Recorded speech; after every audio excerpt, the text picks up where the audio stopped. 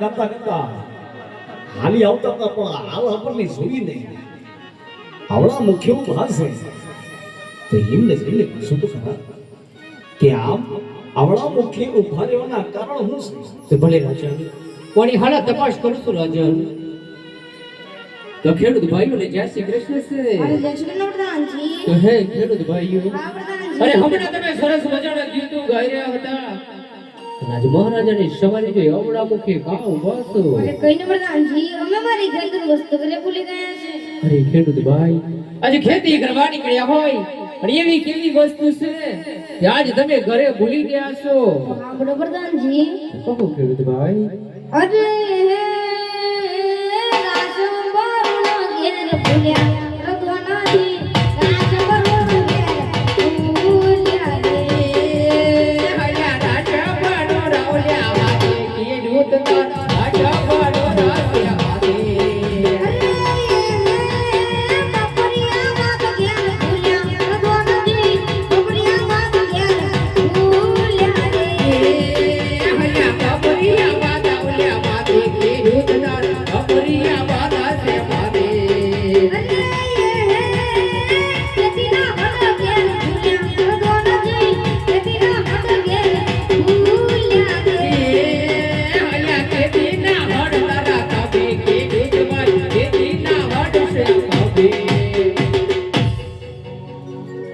ખેડૂત ભાઈ હા પ્રધાનજી અરે આજ તમે જે વસ્તુ મને ઘણી બતાવશો ને હા પ્રધાનજી એ બધી વસ્તુ આજ તમારી જોડે દેખાય છે તો કોઈ દિવસ નહીં અને આજ મારા બોકરણ ગણના ખેડૂત આજ મારી આગળ જૂઠું હું કામ બોલે છે ખેડૂત ભાઈ પ્રધાનજી મેં સાચું કશું રાજાનગરનું માઠું લક્ષી પ્રધાનજી અરે એવી કેટલી વાત છે ખેડૂત ભાઈ સાંભળો પ્રધાનજી કહો ખેડૂત ભાઈ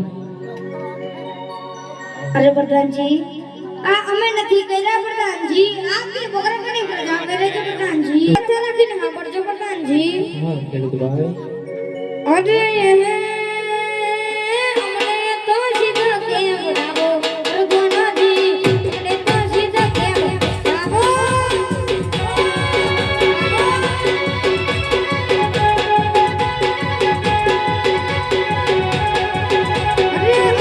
તો સીધા કેમ લાવો રઘુનાથજી અમને તો સીધા કેમ લાવો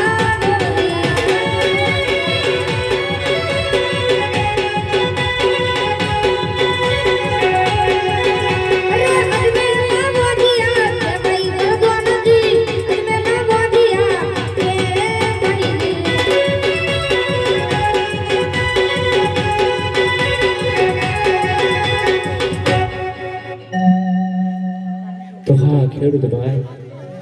આજ તમે જે વાતો બતાવો છો ને અરે હા પ્રધાનજી એ વાત આજ સત્ય છે ખેડૂત ભાઈ કારણ કે ભોકરણ ગઢના મહારાજાને 3 દીકરીઓ છે એમને કોઈ ગાદીનો વારસદાર નથી ખેડૂત ભાઈ પણ આજ તમે એવા તમારા સારા કામે ખેતી વાડીએ જઈ રહ્યા છો જો આજ તમને ભોકરણ ગઢના મહારાજાના દેખતા આપસુકન થતા હોય ને અરે હા પ્રધાનજી તો કાલે સવારે કોઈ સારો માણસ મળે ને હા પ્રધાનજી હરિયાણા શુકર લઈ તમે તમારા કામે વળજો ખેડૂત ભાઈ અરે ભલે પ્રધાનજી પણ આવી વાતો હું પોકરણગઢના મહારાજા આગળ નહીં કહી શકું જો આવી વાતો પોકરણગઢના મહારાજા જાણે ને અરે હા પ્રધાનજી તો એમના દિલને માઠું લાગે માટે આ વાતો મહારાજાને પણ નહીં બતાવું ખેડૂત ભાઈ ભલે પ્રધાનજી તમે જઈ શકો છો ખેડૂત ભાઈ ભલે પ્રધાનજી અંકલ બૈરામ કે મને બધું નહીં દે ફોન કોનો અરે પાછા